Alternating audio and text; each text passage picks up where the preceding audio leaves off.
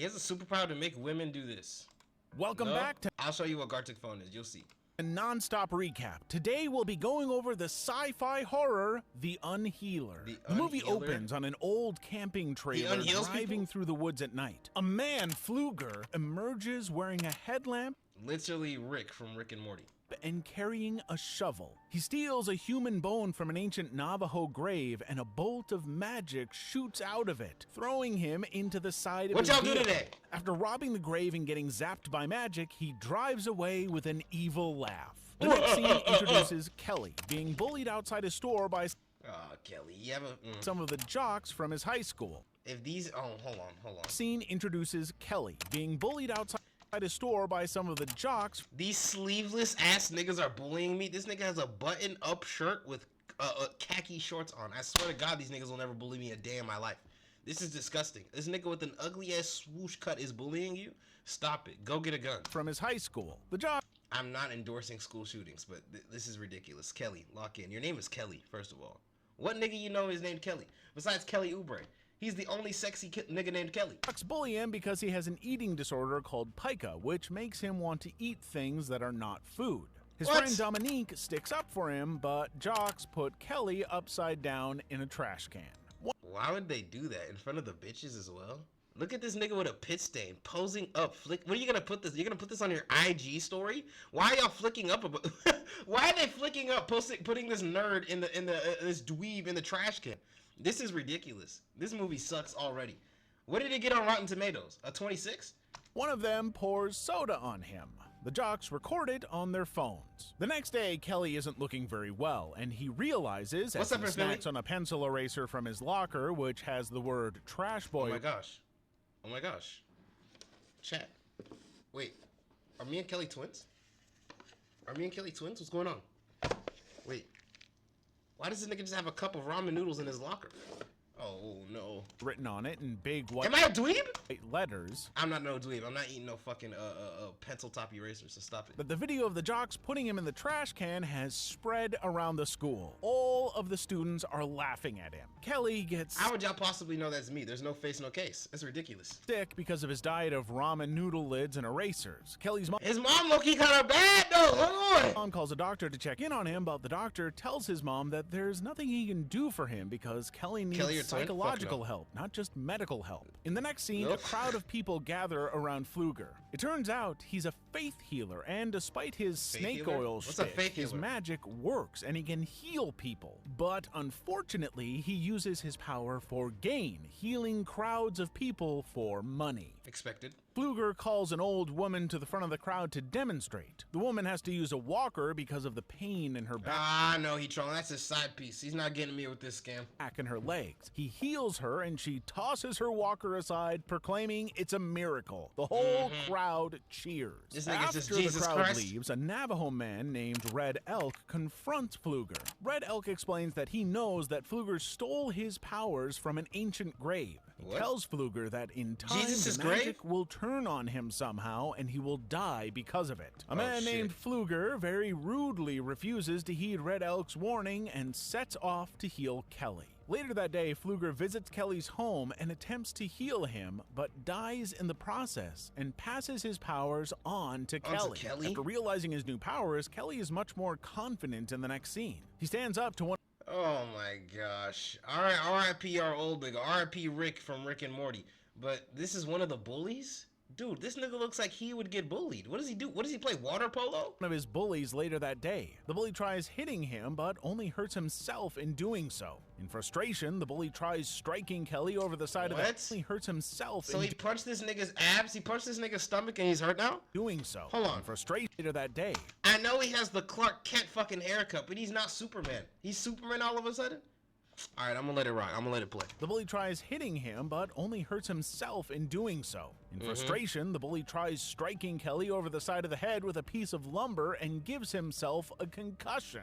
On his way home, Kelly gets a job at a pizza place in town and starts thinking of ways to monetize his powers to support himself and his mother. His mom points out that if he picks a profession that shows off his powers, things might not end so well for them, so the idea is shelved and never mentioned again. Kelly discovers that if he eats something that belongs to someone, they will be affected by whatever he does to himself. While sitting behind Dominique in class, her scrunchie falls off her hair. So if this nigga, let's say this nigga, okay, Finley, let's say he just grabs someone's, a female's, okay, her scrunchie, right? He grabs her scrunchie, and he starts playing with himself. No weird shit. He starts playing with himself. He's pleasuring her. This nigga's a creep. I wonder what his next move is here. Onto Kelly's desk. He picks it up and eats the tag before deciding to give it back to her. He starts fantasizing about having sex with her, and she... Yep, here we go. I knew it, bro. I knew it. This nigga was a loser. He was a loser. He is a loser, so he would do some shit like this. He becomes aroused. He then fantasizes about Sarah, and Sarah becomes aroused. He has an orgasm in class. Both girls also have orgasm. That's low-key kind of okay. He falls out of his chair and runs out of style, covering his pants. Wait, he really just... Wait, this nigga just came... Hold on, time out. Hold on, wait. This nigga just came in his pants off of thoughts and fantasies? This is like premium express package, platinum, black card version status. What is that? How is that even possible? What would you do with those powers? Nigga, I don't know. I'm not gooning in the middle of class fantasizing about some bitches coming in my pants in the middle of third period. Like, what? In the next scene, Kelly and Dominique are at a bonfire party when Kelly is confronted by his bullies again. Kelly stands up to the jocks and even mocks one of them. However, things are about to escalate quickly when Gus, the team football coach and father of two bullies, arrives and tells them to knock it off. The bullies see Kelly on the road back from the party and chase him down in their car and run him over. Brett alone is... Whoa. Y'all want to run this nigga over? I don't get bullies.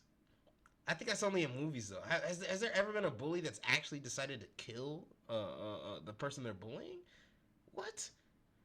Because like you're having sex with them in the power.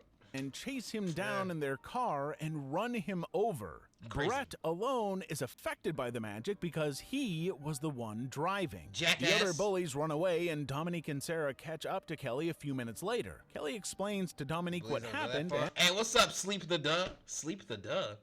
Sleep the Duh? I ain't never heard that before. What's good with you? Yeah, Zersky. And she accepts his explanation. When they return to school, Kelly and Dominique eat rice cakes together and discuss the accident. Dominique says that the police think it was a malfunctioning airbag that caused the crash.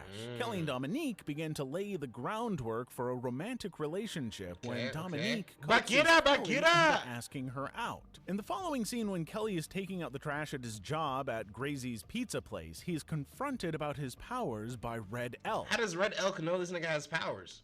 Kelly confirms his suspicions by telling Red Elk his origin story and running back to work. Later, the bullies wait for Kelly to leave his trailer, and when they think it's empty, they prank him by pulling his trailer off its foundation. It destabilizes... What's wrong with these niggas? This is when the trailer falls and the stove is... Y'all had just seen how your homeboy ran me over with a bike and he died. If I run a nigga over with my car and he's on his bike and I die, I pray and hope to God my friends think, maybe we shouldn't fuck with this nigga. He has some weird juju going on. What? Ripped from the wall, filling the trailer with gas. Kelly's mom, who was napping... I'm Red the Imposter. Dang, you never heard of me? Oh no, I heard of that name. You came in here with Sleep the Duh. That's a different name. On the couch. And this nigga came in my chat and said some You Know Miles. What do you mean You Know Miles? We're not listening to You Know Miles. Which when he left is trapped inside. In her oh shit. His mama low-key got it from the panic to get out, she knocks over a lamp, causing it to spark and ignite the gas. The trailer explodes. Kelly comes back in time to try to rescue his mom from the wreckage, but she's already dead by then. He carries her burned body outside and falls to his knees in agony. Later, he lies. These bullies killed his mother? Oh my god. Oh no, it's crazy. Get back. Oh no. Okay, Kelly. Villain origin, villain arc now. It begins now. It begins now! Get it back in blood, nigga. He's in a hospital bed, staring at the ceiling in shock. He's unscathed. Inside Out 2 coming out tomorrow. Should we watch it? No next of kin. He will... Wait. Are y'all watching? watching it? Wait, something's happening this Friday besides you getting out of school, Finley. Or am I dumb? Have to go into foster care. Red Elk shows up at the hospital to tell the sheriff that Kelly has stolen magic powers. The sheriff doesn't believe him, but Red Elk tells him that he should look What are the for new him emotions when that they he's ready added to believe him. Later, at his mother's funeral, he sneaks away from the crowd to be alone. The main character and became finds gay, his though? way. What you mean the main character became gay? You mean like the 13 or 14-year-old girl that they're portraying to be? Or Joy? Joy, the yellow bitch with like blue hair. Did she have blue hair or green hair? She became gay? Or like the girl? The girl? Man, that a problem? Nah, it's not a problem if she's gay. It's just dang, bro. They gotta make everybody gay and everything. It's like, why can't we have shit, bro? Why can't, you know what I mean? But it's cool. Like, if they're gay, yeah.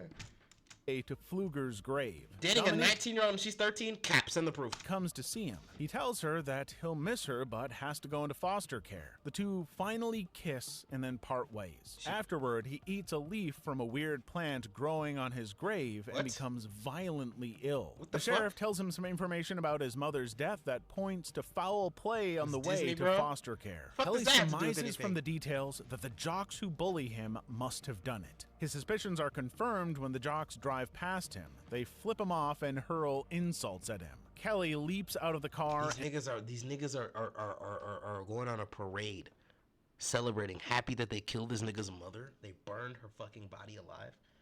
He's gotta spin. And vanishes. The sheriff goes off looking for him. Kelly figures out that the jocks are going to the creek, and he follows them. That's that white shit. Why am I going to a creek? There better not be. Yep, there's always. Yep, never mind. I said it. See, the token black nigga, the token black friend. Why is he there? Revenge. He sees them swimming and drinking beer, and he seizes the opportunity. First, he kills one of them by eating some of the jock's clothing so that the magic will affect him from a distance. Then Kelly starts choking himself with the rest of the shirt wrapped around his neck, causing the bully to drown. Kelly emerges. Of course. You know what's crazy? Choking himself with the rest of the shirt wrapped around his neck, causing the... I already know this is the nigga. We see the box fade. Why do they have the black guy going out to a body of water? They have the nigga drowning. Is this not racist? BLM, nigga. Bully to drown. Kelly emerges from his hiding place to gloat, but has to make a quick getaway because... First they choked him, they put him on a noose, and then they threw him in the water. That's crazy racism. One of the bullies has gone to get the sheriff. Dominique is looking out of her window in the next scene really when her mom warns her. See, I'm glad you had that 2024 mindset. I mean, not even 2024 mindset, just a decent human being mindset. Keep it closed because... What are your thoughts on what were your thoughts whenever there was a black Little Mermaid? What were your thoughts on that? He doesn't want to risk Kelly getting in. Just after saying this and leaving her daughter's room, Kelly shows up in the window, and Dominique tries to talk him out of revenge. She suggests instead trying to get the bullies to confess to what they did. But the next day in science class, when Kelly barges in and demands a confession from one of the bullies, the bully instead tries to kill Kelly for calling him out on the murder by throwing acid in his face. What the fuck? So let me get this straight. So this moron pea-brain dimwit's plan was you want to call me a murderer even though I did murder your mom? I murdered your mom. You want to call me a murderer in front of all these people? Here goes a puddle of acid to your face. What? You're a clown, nigga. You're a clown. You look like a like this nigga's a fucking idiot. Does he use his brain? Oh my gosh. Slats, kill you.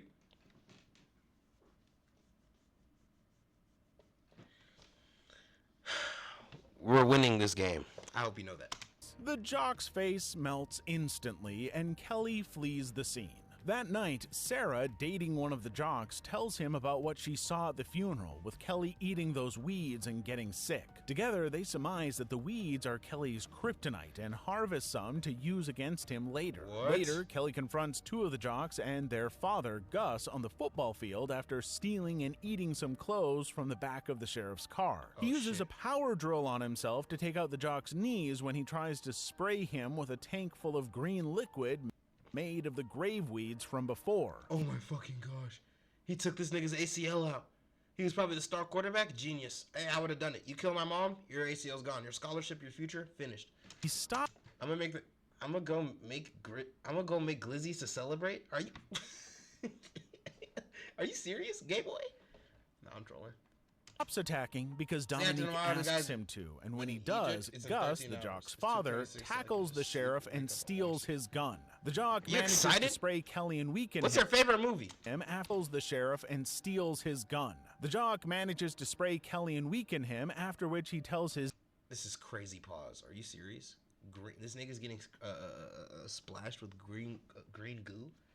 Who's coming on this nigga? Shrek? The Incredible Hulk? This is nuts. This is a crazy freeze frame right here. I'm gonna be real with you. Dad to take the shot while Kelly is weak. Dominique blots enough of the liquid off of Kelly to dampen its effect, and the confrontation ends with Gus shooting Kelly in the head. What? Shooting Kelly backfires and kills Gus, but it also kills the jock because Kelly still has a piece of his clothing in his stomach. Oh my god. That's crazy. Why did he That's crazy though. No. Dominique blames him for everyone's death and threatens to break up with Kelly if he doesn't agree to go with Red Elk and complete a ritual that will separate him from the power. Man, you better get this bitch a scrunchie and slit your throat. What the fuck she talking about? But the ceremony is botched. Is this nigga really gonna sell these powers for some pussy? Your favorite movie is Baby Day Out? The hell is that? Hold on, I'm gonna look at it after this. The power has been with Kelly for too long and has become a part of him. The only way to separate him from the power now is to kill him. Kelly and Dominique are both fatally wounded by an officer's shotgun blast. They fall into Pfluger's open grave. Dominique dies instantly, but Kelly heals magically and lives. Kelly eats the heart of Pfluger's corpse, renouncing the power and accepting death, and the power leaves him. His body goes through a slideshow of all the deaths he's avoided, and then he falls backwards dead with a bullet hole in his head. The movie closes with Dominique waking up in the back of an ambulance and healing. She has the powers? Thanks for watching. So this nigga decided to die because he wanted to be with his bitch? This nigga's so ass, bro. Kelly, you're a bitch. You're a bitch. You're a bitch. Can't stand for anything you go for, clown. Fucking dude, get this nigga out of my face. This would have been a solid movie, but I already know the acting was cringe as fuck. I'm glad I watched this recap. I already know the acting was cringe as hell. Oh hell no, probably on some Tubi shit. Fuck out of here.